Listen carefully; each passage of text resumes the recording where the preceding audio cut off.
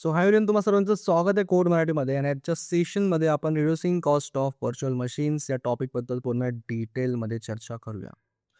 So जर तुम्ही Amazon EC2 सारख्या सर्व्हिसेस वापरत असाल, तर तुम्हाला हे माहिती असेल की AWSमध्ये billing pay as you go मॉडेलवर बेस्ड असते.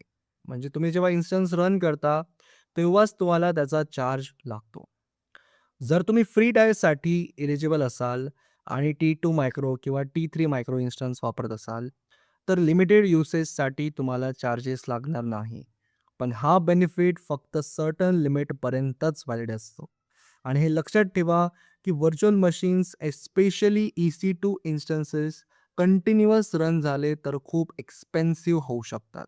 कारण की बिलिंग पर सेकंड किंवा पर अवर बेसिसवर होतं. इन्स्टन्स टाईपवर डिपेंड करतं. प्रोडक्शन एन्व्हायरमेंटमध्ये जिथे लार्ज इन्स्टन्सेस किंवा मल्टिपल इन्स्टन्सेस रन होत असतात, तिथे कॉस्ट सिग्निफिकंटली वाढू शकते. म्हणूनच कॉस्ट ऑप्टिमायझेशन हा क्लाउड कम्प्युटिंगमध्ये एक खूप इम्पॉर्टंट कन्सेप्ट आहे. या व्हिडिओमध्ये आपण काही इफेक्टिव्ह टेक्निक्स बघणार आहे, ज्या वापरून तुम्ही तुमचं व्हर्च्युअल मशीनचं कॉस्ट इफिशियंटली कंट्रोल आणि रिड्यूस करू शकता. सो वन बाय वन आपण डिस्कस करूया इम्पॉर्टंट टेक्निक्स. सो सर्वात पहिला आहे बघा जसं आपलं शेड्यूल्ड शटडाऊन. नंतरचं आहे बघा जसं आपलं स्पॉट इन्स्टन्सेस आणि त्यानंतरचं आहे बघा जसं आपलं सेव्हिंग्स प्लॅन्स. सो सर्वात पहिलं आपण बघून घेऊया जसं आपलं शेड्यूल्ड शटडाऊन. जर तुमचं व्हर्च्युअल मशीन 24/7 यूजमध्ये नसेल, तर तुम्ही त्याला ऑटोमॅटिक बंद होण्यासाठी शेड्यूल करू शकता. म्हणजे व्हर्च्युअल मशीन फक्त गरज असेल तेव्हा चालू राहील. यामुळे अननेसेसरी रनिंग टाईम कमी होते आणि कॉस्ट पण डायरेक्टली कमी होते. सो नेक्स्ट टेक्निक आहे आपली स्पॉट इन्स्टन्सेस. AWSकडे काही अनयूज सर्व्हर्स असतात, जे की ते खूप कमी प्राईसमध्ये देतात.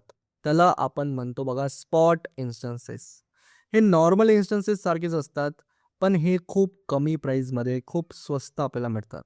पण याचा एक ड्रॉबॅक असा आहे की AWS स्पॉट इन्स्टन्सेस कधीही बंद करू शकतो. याची काहीच गॅरंटी नाही की आता चालू राहील तर चालू राहणार नंतर. AWS त्यांना कधीही बंद करू शकतो. म्हणून हे स्टेबल नसून तर टेस्टिंग किंवा फ्लेक्सिबल वर्कलोडसाठीच हे बेस्ट असतात. सो लास्ट आहे बघा जसं आपलं सेव्हिंग्स प्लॅन. जर तुम्हाला लाँग टर्मसाठी व्हर्च्युअल मशीन यूज करायची असेल, तर तुम्ही AWSला 1 इयर किंवा 3 इयर्ससाठी कमिटमेंट देऊ शकता. त्यामुळे तुम्हाला नॉर्मल प्राईसपेक्षा कमी रेटमध्ये सर्व्हिसेस मिळतात आणि हे लाँग टर्म प्रोजेक्टसाठी खूप हेल्पफुल आहे. सो आता आपण एक बेसिक इंट्रोडक्शन घेतलंय बघा टेक्निक्सचं. पण नेक्स्ट येणाऱ्या व्हिडिओमध्ये आपण पूर्ण डिटेलमध्ये वन बाय वन हे टेक्निक्स डिस्कस करू. आणि आता संपवतो मी या सेशनला. आय होप या सेशनमध्ये तुम्हाला खूप काही कळालं असेल. आणि जर काही डाऊट असेल तर मला कॉमेंट सेक्शनमध्ये कळवा. संपवतो या सेशनला. भेटूया बघा आपण आपल्या नेक्स्ट व्हिडिओमध्ये.